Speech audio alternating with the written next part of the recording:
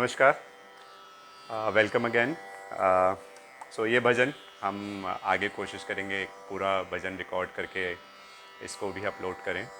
But thank you for watching all the information about flute. So हमने अब तक काफ़ी कुछ जो भी मेरी जानकारी के अनुसार या मेरे एक्सपीरियंस के अकॉर्डिंगली जो भी मुझे पता है या जो भी मेरे को जानकारी है या मैं आपको बता सका वो मैंने आपसे शेयर किया।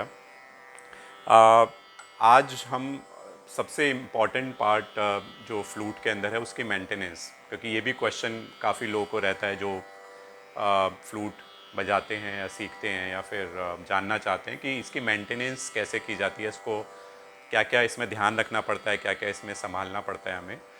तो मेजरली तीन चार चीज़ों का आपको ध्यान रखना है, बाकी तो काफ़ी कुछ, बिकॉज आप अगर एक इंस्ट्रूमेंट को अडॉप्ट करते हैं और उसे आप बजाना सीखना शुरू करते हैं तो काफ़ी चीज़ों का आपको ध्यान रखना चाहिए। बट सबसे मेजर है मॉइस्चर। जैसा हमने पहले एपिसोड में भी बात की कि ये एक नेचुरल इंस्ट्रूमेंट है, तो इसके अंदर नेचुरली जो प्रॉब्लम्स होती हैं वो भी इस इंस्ट्रूमेंट के साथ जुड़ी हुई हैं। जैसे हमारे घर में काफ़ी समय से कोई चीज़ बंद रहती है या मॉइस्चर होता है बरसात में, तो घर की अलमारियों में दीमक लगता है या कीड़ा लग जाता है, वही प्रॉब्लम सेम इसमें भी हो सकती है। तो हमें मॉइस्चर में बारिश के समय में काफ़ी ज़्यादा ध्यान रखना पड़ता है। और वैसे भी क्योंकि जब हम इसको बजाते हैं फ्लूट को, तो हल्का हल्का यहाँ पे कुछ पानी के छींटे रह जाते हैं हमारे बजाने के बाद, जिसकी वजह से अगर हम इसे इमीडिएटली बैग में करके रख देते हैं तो वो मॉइस्चर अंदर ही रह जाता है, बाहर नहीं निकलता, और हमारे उसमें कीड़ा लगने के बहुत ज़्यादा चांसेस हो जाते हैं। तो ये हमें ध्यान रखना है कि हमारे फ्लूट को मॉइस्चर से बहुत बचाना है, अदरवाइज़ इसमें कीड़ा एकदम लग सकता है और आपकी फ्लूट एकदम बेकार हो जाएगी और वो बजने लायक नहीं रहेगी।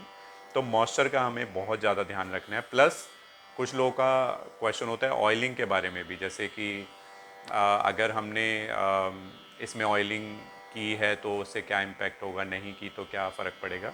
अलग अलग मैन्युफैक्चरर्स अलग अलग इसके बारे में राय देते हैं। कुछ लोगों का कहना है कि मॉइस्चर जहाँ पे बहुत ज़्यादा है वहाँ पे आपको ऑयलिंग नहीं करनी चाहिए, क्योंकि मॉइस्चर के साथ में अगर आप ऑयलिंग करेंगे तो वो और ज़्यादा मॉइस्चराइज ऐसा टाइप हो जाएगा। जहाँ पे ड्राई है वहाँ पे आप इसमें ऑयलिंग कर सकते हैं। और ऑयलिंग के भी अलग अलग तरीके हैं। आप हल्के सा हाथ में ऑयल लीजिए, इसको इस तरीके से रगड़िए, एक एक बूंद ऑयल हर छेद में डाल दीजिए और थोड़ा सा अंदर कपड़े से साफ़ कर दीजिए।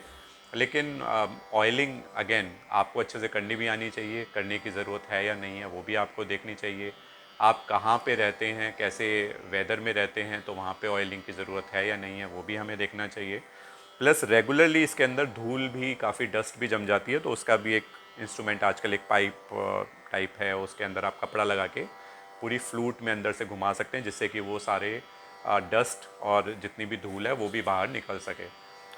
सैनिटाइज़र से भी आप यहाँ पे जब हम बजाते हैं जिस वाले होल से, यहाँ पे भी आप सैनिटाइज़र डाल के और हल्का सा ईयरबड से या किसी भी ऐसी चीज़ से साफ़ कर सकते हैं। बट बहुत ही ध्यान से करना पड़ेगा, क्योंकि यहाँ पे अंदर एक कॉर्क है, अगर वो डैमेज होता है तो आप फ्लूट बजा ही नहीं पाएंगे, या और कॉर्क वगैरह आपको चेंज कराना पड़ेगा।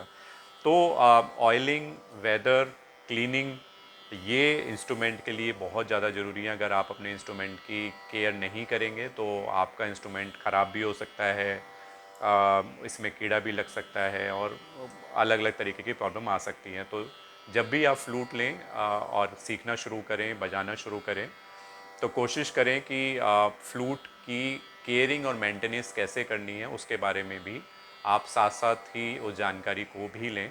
क्योंकि मेरे साथ ऐसा हो चुका है, जब मैंने फ़्लूट बजानी शुरू की तो मेरी एक फ़्लूट में कीड़ा लग गया और मुझे 2-3 महीने तक पता ही नहीं लगा कि ये ऐसा इसमें एक डस्ट जैसा निकल रहा है, ये क्या है।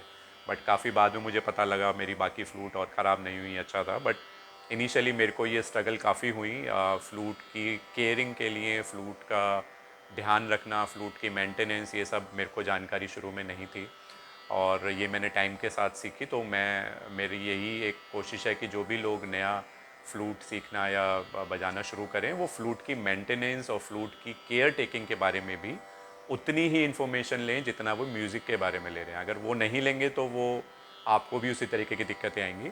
बट उसके बाद भी आपको कुछ लगता है कि और फ्लूट के बारे में जानकारी आपको चाहिए, इसकी मेंटेनेंस के बारे में, तो आप मैसेज कर सकते हैं और हम कोशिश करेंगे कि अपनी तरफ से जितनी जानकारी आपको दे पाएँ। फ्लूट से रिलेटेड ये सीरीज़ हमारी यहाँ पे आज ख़त्म होगी। अब हम आगे क्या टॉपिक लेके आएंगे आपको पता लगेगा।